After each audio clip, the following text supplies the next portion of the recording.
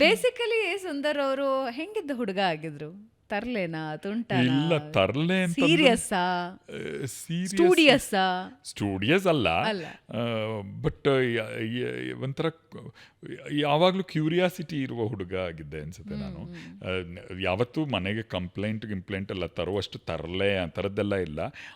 ಸಿಕ್ಕಾಪಟ್ಟೆ ಆಟ ಆಡ್ತಿದ್ವಿ ಎಲ್ಲ, ಗೋರಿ, ಐಸ್ ಪೈಸು ಇದೆಲ್ಲ. ಆ್ಯಂಡ್ ನಮ್ಮ ಅವಾಗ ಅಫ್ಕೋರ್ಸ್ ಬೆಂಗಳೂರು ಹಾಗೇ ಇತ್ತು.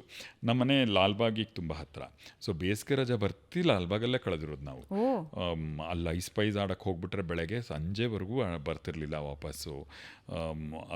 ಈ ಥರದ ಆಟಗಳೆಲ್ಲ ಸಿಕ್ಕಾಪಟ್ಟೆ ಆಡಿಲ್ಲ. ಗೋರಿ ಆಡಿ ತುಟಿ ಹರ್ಕೊಂಡು ಅದೆಲ್ಲ ಆಗಿದ್ದಾವೆ. ಕಾಲೇಜ್ ದಿನಗಳು ಹೇಗಿದ್ವು? Of course you are one of the handsome, ಇಲ್ಲ ಸ್ಫುರದ್ರೂಪಿ ಅನ್ನೋದ್ರಲ್ಲಿ ತಪ್ಪಿಲ್ಲ, ಡೆಫಿನೆಟ್ಲಿ ಯು ಆರ್ ಒಬ್ಬ ಸ್ಫುರದ್ರೂಪಿ ಕಲಾವಿದರಾಗಿದ್ರಿ, ಸ್ಫುರದ್ರೂಪಿ ಯುವಕರಾಗಿದ್ರು ಫಾರ್ ಶೋರ್. ಕಾಲೇಜಿನ ದಿನಗಳಲ್ಲಿ ಪ್ರೇಮ ಪತ್ರಗಳು ಅಥವಾ ನಿಮ್ಮ ಪ್ರೇಮ ಪತ್ರಗಳು ಹಂಗೇನಾದ್ರೂ ಇತ್ತ?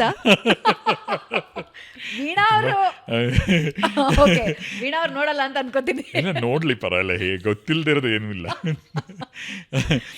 ಕಾಲೇಜ್ ದಿನಗಳಲ್ಲಿ ನನಗೆ ಬಹಳ ಕಾಂಪ್ಲೆಕ್ಸ್ ಇತ್ತು. ನಾನು ಕನ್ನಡ ಮೀಡಿಯಂನಲ್ಲಿ ಹೈಸ್ಕೂಲ್ ಮಾಡಿದ್ದು. ಸೊ ಅಲ್ಲಿಂದ ಒಂದು ಸೆಂಟ್ ಜೋಸೆಫ್ ಕಾಮರ್ಸ್ ಕಾಲೇಜ್, ನಾನು ಓದಿದ್ದು ಸೆಂಟ್ ಜೋಸೆಫ್ ಇಂಡಿಯನ್ ಹೈಸ್ಕೂಲ್ನಲ್ಲೇ. ಈ Saint Joseph commerce college Brigade Road ಮೇಲಿರುವ ಕಾಮರ್ಸ್ ಕಾಲೇಜಿನಲ್ಲಿ ಹೋದಾಗ ನನಗೆ ಸಾಕಷ್ಟು ಇನ್ಫೀರಿಯಾರಿಟಿ ಕಾಂಪ್ಲೆಕ್ಸ್ ಇತ್ತು. ನನಗೆ ಅಂಥ ಅದ್ಭುತವಾದ ಇಂಗ್ಲೀಷ್ಗಳು ಬರ್ತಿರ್ಲಿಲ್ಲ ಅವ್ರಗಳ ಥರ ಅಂತ ಆ ಥರದ್ದೆಲ್ಲ ಕಾಂಪ್ಲೆಕ್ಸ್ ಇಟ್ಕೊಂಡು ನಾನು ಸ್ವಲ್ಪ ಯಾವಾಗಲೂ ಮುದುಡ್ಕೊಂಡು ಇದ್ದಂಥ ಹುಡುಗ ಆಗಿದ್ದೆ.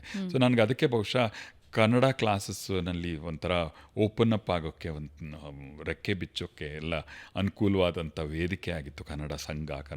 ಅಲ್ಲಿ ತುಂಬ ಕನ್ನಡ ಆ್ಯಕ್ಟಿವಿಟೀಸ್ ನಡೆಸ್ತಾಯಿತ್ತು. ಪ್ರತಿ ವರ್ಷ ಕನ್ನಡ ಪುಸ್ತಕ ಬಿಡುಗಡೆ ಮಾಡಿಸ್ತಿದ್ರು ಮೇಷ್ಟ್ರು. ಹೌದು, ಅದೆಲ್ಲ. ಆದರೆ ನಮ್ಮ ಕಾಲೇಜಲ್ಲಿ and also very democratic college union ಇತ್ತು. ಈಗ ಕಾಲೇಜ್ ಆ ಯೂನಿಯನ್ ಅನ್ನೋ ಇದೇ ಇಲ್ಲ ಬಿಡಿ. ಕಾಲೇಜ್ ಯೂನಿಯನ್ ಇತ್ತು. ಪ್ರೆಸಿಡೆಂಟು, ವೈಸ್ ಪ್ರೆಸಿಡೆಂಟು, ಸೆಕ್ರೆಟರೀಸ್ ಎಲ್ಲ ನಾವುಗಳೇ ಸ್ಟೂಡೆಂಟ್ಸೇ ಆಗಿರ್ತಿದ್ದು. ಸೊ ಅದರ election was a big deal. ಸಿಕ್ಕಾಪಟ್ಟೆ ಒಂದು ವಾರ ಕಾಲೇಜ್ ಇಡೀ ರವ ಅಂತಿರ್ತಿತ್ತು.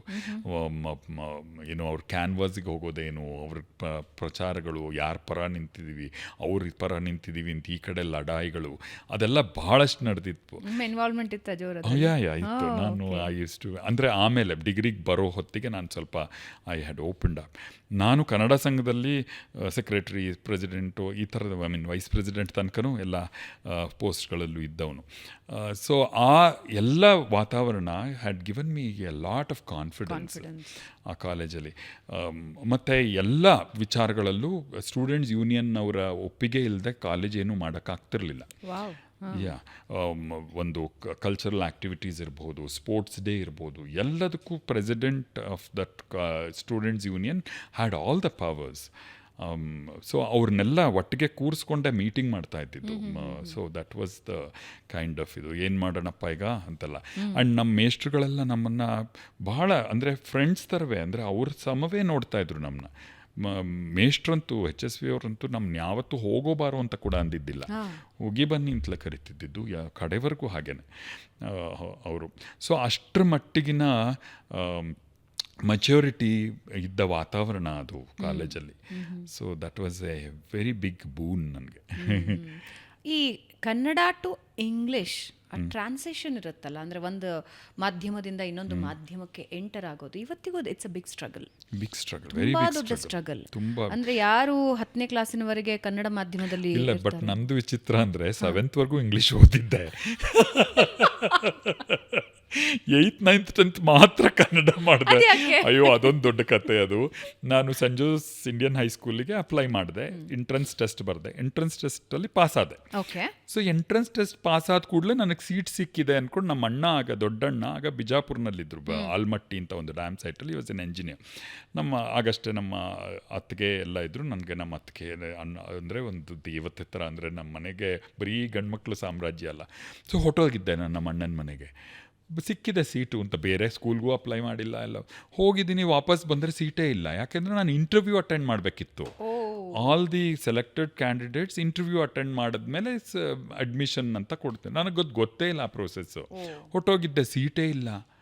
ನಾನು ಯಾವ ಸ್ಕೂಲಲ್ಲೂ ಅಪ್ಲೈ ಮಾಡಿಲ್ಲ, ಹೈಸ್ಕೂಲೇ ಇಲ್ಲ ನನಗೆ. ಅಯ್ಯೋ. ಆಗ ನಮ್ಮ ಅಂಕಲ್ ಒಬ್ಬರು ಕರ್ಕೊಂಡು ಹೋಗಿ ಇಲ್ಲ ನೀವು ಹಿಂಗೆ ಆಗ್ಬಿಟ್ಟಿದೆ, ನೀವು ಸರಿ ನಮ್ಮಲ್ಲಿ ಸೀಟ್ ಇಲ್ಲ ತೊಗೊಂಡೆಲ್ಲ ಇಂಟರ್ವ್ಯೂಗೆ ಬಂದವ್ರಿಗೆಲ್ಲ ಹಂಚ್ಬಿಟ್ಟಿದ್ದೀವಿ, ಕನ್ನಡ ಮೀಡಿಯಮಲ್ಲಿದೆ ಬೇಕಾದ್ರೆ ಕೊಡಿಸಿ ಅಂತ ಕೊಡಿಸಿದ್ರು. ಕನ್ನಡ ಮೀಡಿಯಮಲ್ಲಿ ಕೂರಿಸಿದ್ರು. ನನ್ನ ಹೇಳಿದ್ರಂತೆ ಪ್ರಿನ್ಸಿಪಲ್ ನಮ್ಮ ಅಂಕಲ್ಗೆ, ತೀರಾ ಎಲ್ಲದರಲ್ಲೂ ಬಹಳ ಕಷ್ಟ ಆಯಿತು ಅಂತಂದರೆ ಚೇಂಜ್ ಕೊಡೋಣ ಬಿಡಿ, ಮುಂದೆ ನೋಡೋಣ ಅಂತ.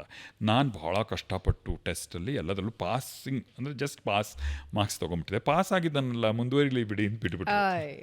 ಅಂದರೆ ನನಗೆ ಆಗ ಭಾಳ ಕಷ್ಟ ಆಯಿತು, ಬಟ್ ಅದು ದೊಡ್ಡ ಶಕ್ತಿ ಆಯಿತು ನನಗೆ. ಅದಾದ್ಮೇಲೆ ಹಾಗಾಗಿದ್ದು ಕನ್ನಡದಲ್ಲಿ ಪ್ರಭುತ್ವ ಕೆಲವೊಂದು ಘಟನೆಗಳ ಜೀವನದಲ್ಲಿ ಒಳ್ಳೆಯದಕ್ಕೆ ಆಗೋದು. ಹೌದು, ಕನ್ನಡ ಭಾಷೆ ಮೇಲೆ ಬಹಳ ಪ್ರಭುತ್ವ ಸಾಧಿಸೋಕೆ ಸಾಧ್ಯ ಆಗಿದ್ದು ಕನ್ನಡ ಮೀಡಿಯಮಲ್ಲಿ ಆ 3 ವರ್ಷ ಮಾಡಿದ್ರಿಂದ. ಇಂಗ್ಲೀಷ್ಗೆ ವಾಪಸ್ ಬಂದೆ, ಬಟ್ ಅಷ್ಟರಲ್ಲಾಗಲೇ ಏನೋ ನನ್ನ ಹಿಂದೆ ಮುಂದೆ ಹೋಗಿದ್ರು ನನ್ನ ಜೊತೆಗಿದ್ದವರು. ಹೌದು, ನೀವು ಹೇಳಿದಾಗೆ ಆ ಭಾಷೆಯ ಒಂದು ಸ್ಥಿತ್ಯಂತರ ಇದೆಯಲ್ಲ, ಅದು ಬಹಳನೇ ಕಷ್ಟವಾದ ಕೆಲಸ. ಅದಕ್ಕಾಗಿ ನಾನು ಇಂಗ್ಲೀಷ್ ಓದೋಕ್ಕೆ ಶುರು ಮಾಡಿದೆ. ಅಂದರೆ ನಾವೆಲ್ಸು ಅದು ಇದು ಕಾಲೇಜ್ಗೆ ಹೋದಾಗ ಇಂಗ್ಲೀಷ್ ನಾವೆಲ್ಸ್ ಎಲ್ಲ ಓದಿ ನನಗೆ ಸುತ್ತ ಇರೋರೆಲ್ಲ ಭಾಳ ಇಂಗ್ಲೀಷ್ ಮಯವಾಗಿತ್ತು. ಸೆಂಟ್ ಜೋಸೆಫ್ ಕಾಮರ್ಸ್ ಕಾಲೇಜ್ ಅಂದರೆ ಗೊತ್ತಲ್ಲ, ಬ್ರಿಗೇಡ್ ರೋಡ್ ಮೇಲೆ ಇದ್ದ ಕಾಲೇಜ್ ಅದು. ನಾವು ಇದ್ದ 100 ಜನದಲ್ಲಿ ಕನ್ನಡದವರು ಒಂದು 15 ಜನ ಇರ್ತಿದ್ವಿ ಅಷ್ಟೇ, ಉಳಿದವರೆಲ್ಲ ನಾನ್ ಕನ್ನಡಿಗಾಸ್.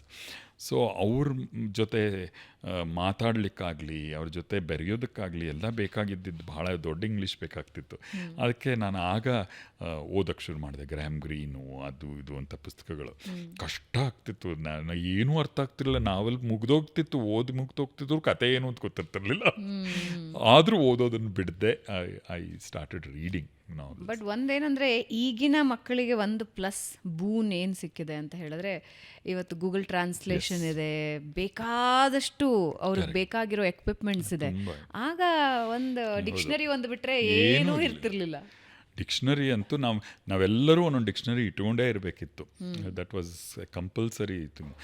ಅಂಡರ್ಲೈನ್ ಮಾಡ್ಕೊಳ್ಳೋದು, ಡಿಕ್ಷನರಿನಲ್ಲಿ ಹುಡುಕಿ ಅರ್ಥ ತಿಳ್ಕೊಳ್ಳೋದು, ಇದೆಲ್ಲವೂ ಮಾಡ್ತಿದ್ವಿ ನಾವು.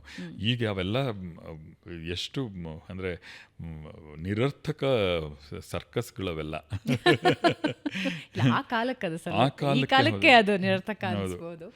ಬಟ್ ಇವತ್ತಿನ ಮಕ್ಳಿಗೆ ಇನ್ನೂ ದೊಡ್ಡ ಚಾಲೆಂಜಸ್ ಇದೆ, ಕಾಂಪಿಟೇಷನ್ ಇದೆ ತುಂಬ.